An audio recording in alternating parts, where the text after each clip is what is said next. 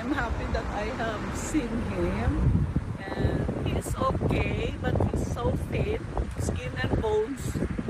Tulad sa picture na ito, she's really that, you know. And I asked him when he want to eat the food. Sabi niya, ayaw daw ng food. Ayaw na, and pabalik-balik daw. Hindi ba siya nilulutuan ng mga Filipino food? No. So whatever lang. Yeah, then at least he said that he is no longer taking any meds. At least okay yan, no? He's healthy. Parang tingin ko he's healthy, but as an old man, You never know. yeah, tulad na mahina na maglakad, you know. Yan na. But how is he with the weather, ma'am, lately? Kasi sobrang init ng weather lately. I told him, sabi ko, malamig. Sabi niya, mainit naman. Sabi ko, malamig pa rin para sa akin. Sabi niya, sabi niya, kasi matanda ka na. Sabi ko na. Yun ang sabi. Pero mag-exercise naman si Peterson. Hindi pa rin. Gusto lang niya mag-sleep. Gusto lang niya manood ng TV. Yan, after daw the TV, sleep na naman daw siya.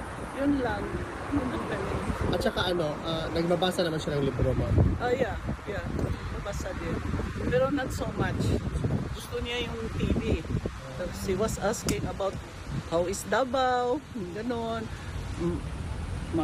Okay ba daw si Basti sa kanyang kwan because he is the mas acting mayor. Diba? So, sabi ko, okay naman. There's no problem. Sabi ko, when your grandson is also the vice mayor, sabi ko, then the other one is the congressman, the second district. And he also asked me, did the Hugpong daw won? Sabi ko, yes. Most of them are from Hugpong. Sabi ko, ganun. Ayun, that's it. Ma'am, meron bang message si PRRD para sa mga kababayan natin? Yes. He said, you go home. You go home. Thank you for your support. Ako rin, nagpapasalamat din sa inyo for your support. I am here also for my support. Sabi niya, mahal ang pasahe. Umuwi ka na. Sabi ko, we will be here for as long as we are needed here. Sabi ko ganun sa kanya. But, yeah, sabi niya, you go home and thank you for your support. Yun ang sabi niya. Tapos, yun lang. Sabi niya, I am okay. Sabi niya, you tell them I am okay. Ma'am, pwede pakisabi kay PRRD na hanggang sa dulo nandito yung mga Filipino for Health.